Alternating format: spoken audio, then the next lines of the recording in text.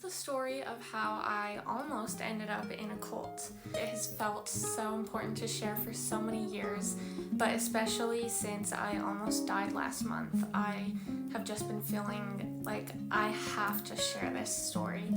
And it's been hard because I really don't want to hurt anybody. I love my mom to death and I would do anything for her. And I don't want to hurt anybody who is involved in this story, but your story is your story, and just because there's other people in it, that doesn't mean you can't share it. So I grew up dancing, and I think I was in second grade when my family started becoming pretty close with another family from my dance studio. So we'd go hiking, have movie night. There was a mom and her two kids, so we're gonna call the mom Monica. Monica, we learned, was deathly ill. She needed both a heart and a lung transplant. We ended up having their family move in with us so that we could help take care of her, and we were going to adopt her two kids after she died. But then some strange things started happening. Monica's doctors started becoming really involved with my mom. They would be on the phone with her all the time. And we learned that you can't look up their names on the internet to find out where they went to school or what they specialize in or even where they work.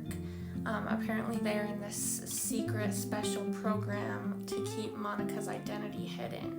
So because of this secret program, my parents were never actually able to meet these doctors in person. They always had to pick Monica up outside of the hospital, and there could only be phone communication. My dad started to pick up on some deception and manipulation that was happening, and he once called my uncle, who was a back surgeon in Las Vegas, to ask about this secret program that Monica's doctors were in. And shortly after that, my dad got a call from Monica's mom being like, "You're jeopardizing the program that she's in and you need to stop it."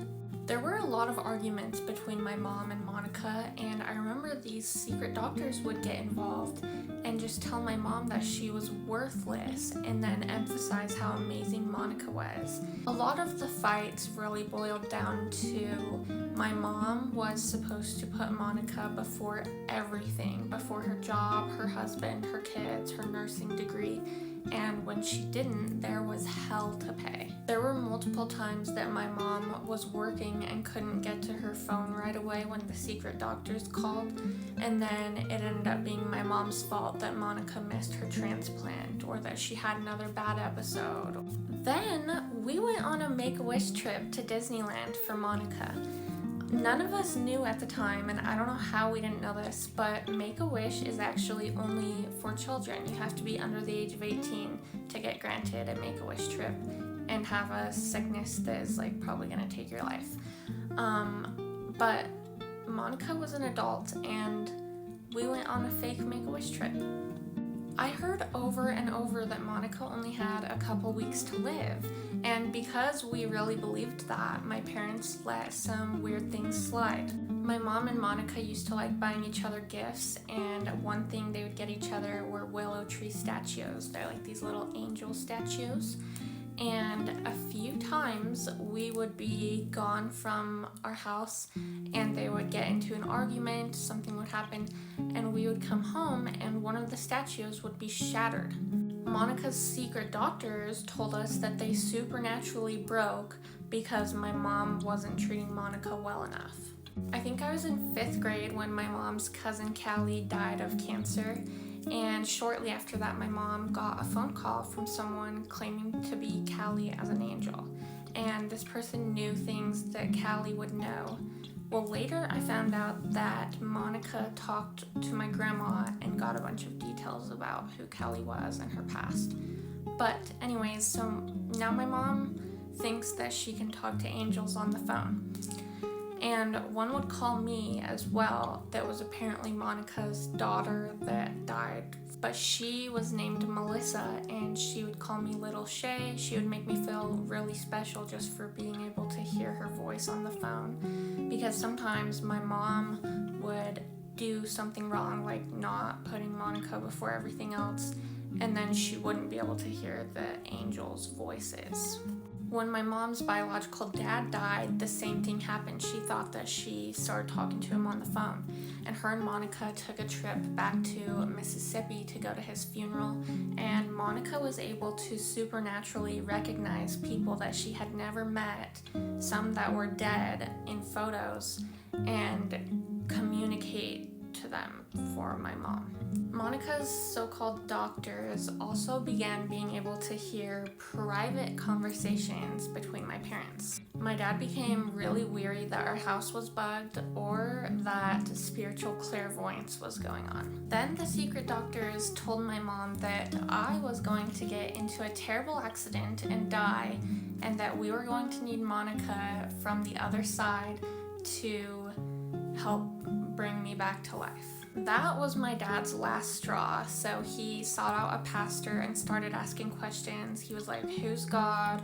Are angels even real? Like, what are angels? He shared a little bit of the mysterious activities that were happening in our house, and he was like, I need to get my family out of this situation. So he wanted Monica to move out. The secret doctors told my mom, if you just take care of Monica a little bit longer, we will give you this special nursing degree. You don't even have to go back to nursing school. You'll get this special nursing degree and you get to work in our special secret program. Unfortunately, when Monica and her kids moved out, my mom went with them. And then shortly after that, she asked for a divorce. My dad at this time was on fire for the Lord. I thought he was a Jesus freak, and I thought he was so weird. But he did not want to get divorced from my mom, so he tried to keep fighting for their marriage, but unfortunately he was kind of forced into it eventually. It was really hard for me that my mom spent more time with this other family than with her own daughter. Monica always came first.